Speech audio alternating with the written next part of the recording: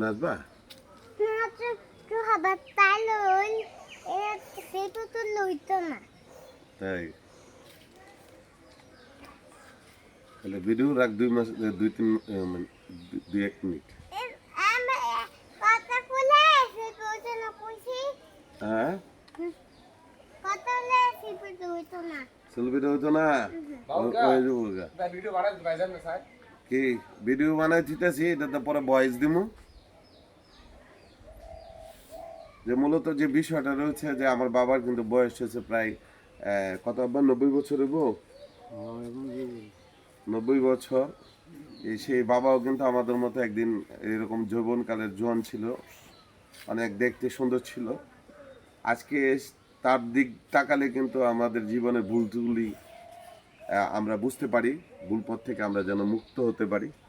আমরা হয়তো একদিন এরকম হয়ে যাব। সেজন্য অবশ্যই মানবিক থেকে মানুষের প্রতি মানুষের অন্যায়, মানুষের ক্ষতি করা, মানুষের সম্পদ লুট করা, এগুলি থেকে বিরত থাকতে হবে। কারণ শক্তি যৌবন সবসময় মানুষের থাকে না। সেটা যদি আমার বাবার দিকে তাকানো হয় তাহলে কিন্তু অবশ্যই বোঝা যায় যে বিষয়টা আসলেই বাস্তব, যে যৌবন জীবন সারা জীবন থাকে না, এই দুনিয়ায় সারা জীবন কেউ থাকবে না, একদিন চলে যেতে হবে।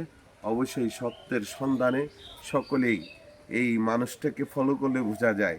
প্রত্যেকজনের বাবা মাকে খেয়াল করলে বোঝা যাবে যে তারা অনেক সময় একটি সময় অনেক যৌবন এবং শক্তি ছিল। আজকে প্রত্যেকের মা বাবাই শক্তি শেষ হয়ে এই দুনিয়া থেকে বিদায় নিয়ে গেছেন, আবার হয়তো বা কেউ নিয়ে যাবেন। কিন্তু বাবা মার দিকে যদি খেয়াল করেন, ডাইনে বামে তাকানোর সময় নাই, নিজের ভুল নিজেই সংশোধন করতে পারবেন। সবাই ভালো থাকবেন। ধন্যবাদ সবাইকে। আসসালামু আলাইকুম।